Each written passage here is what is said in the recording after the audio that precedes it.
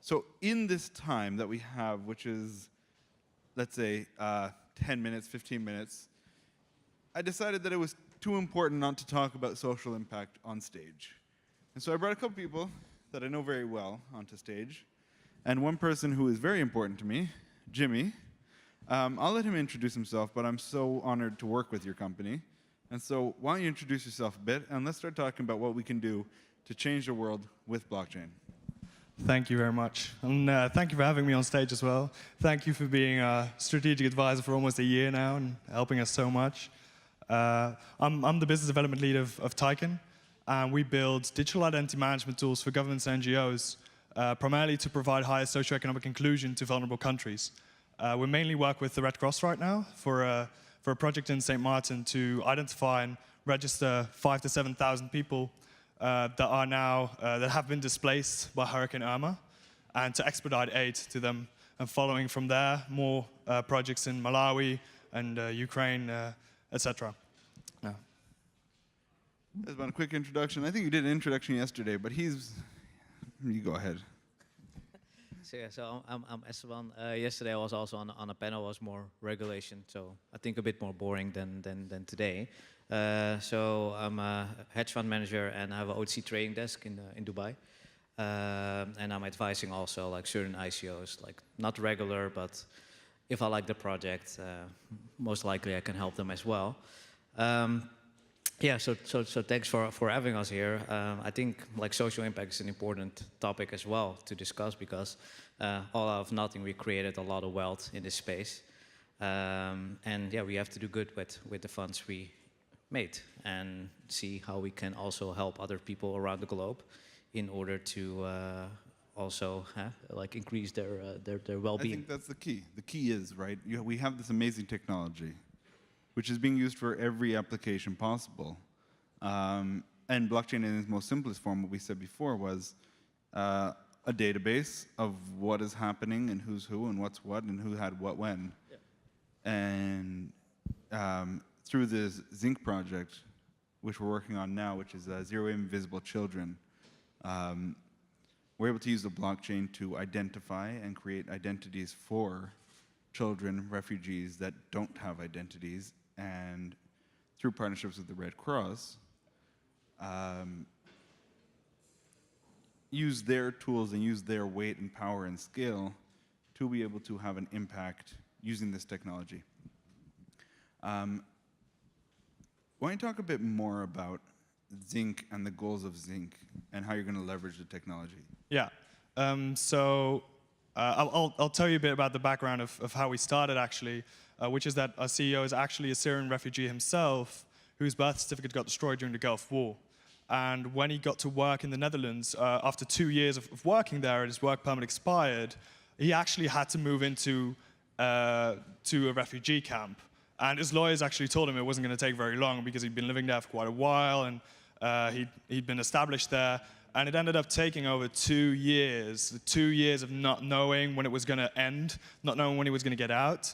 And that's how, and through also being an early Bitcoin miner, we thought, how can we marry this problem to this technology?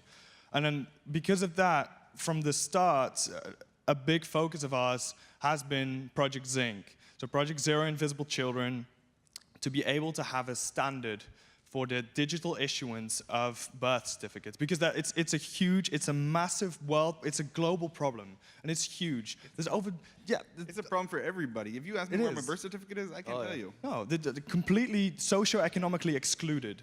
And this is something that we don't think about this a lot, but it's true. There's over 290 million invisible children right now, and that's just because of the geographic exclusion of some people even. Like not even to talk about the costs of getting your child registered. In a lot of places in Africa, when you want to have a birth certificate issued for your child, you have to get a bus or even a taxi to the next city, and then you still have to pay for that, and a lot of people just can't. They want to have the best for their children, they want to have them registered, and they want to have them included, but they simply cannot do it. If there's even just one person in a nearby village that could attest to this identity in an immutable way so that it can't be lost, that would be invaluable. So this has been something from us from the start, that this is something that we're going to be pushing for. Even if it's a bold, audacious goal, we will do it. And this is what we have been pushing for within European Parliament, within various governments, within the UN. And then now we've erected the Zinc Foundation, of which Moe is actually a board member, a founding member, board member. And we're going to be announcing some partnerships as well for Zinc to be able to push this and push for the implementation of this and push this within government, even if it's just from a purpose of education. So educating governments, national societies, supranational organizations, what this can do, the potential of this. And what's important about this mission is that social impact is so important in this industry, and we rely on external parties to help us because everybody has their own expertise and specialty. And Esteban, now you're with the hedge fund, but actually are a lawyer. We rely on people like you who have other businesses to say, listen, we need some help. This is not funded, this is not for profit. We need help from people like you. Yeah. How have you approached some of these projects? Yeah, so for me, I think they're like I already said, like we all created like so much wealth. And if you look at like Pine, so the Pineapple Fund, I think that was a really amazing initiative to give away 85 million. I think that really shows like what type of community we have, and we always had like all these years. So from my side, like I have a lot of experience in legal and also in fundraising. So for me, with these projects, it's always like really important. If they ask, I will always be open to help them. And the way I help them is like give them free advice. So I don't ask any funds for it.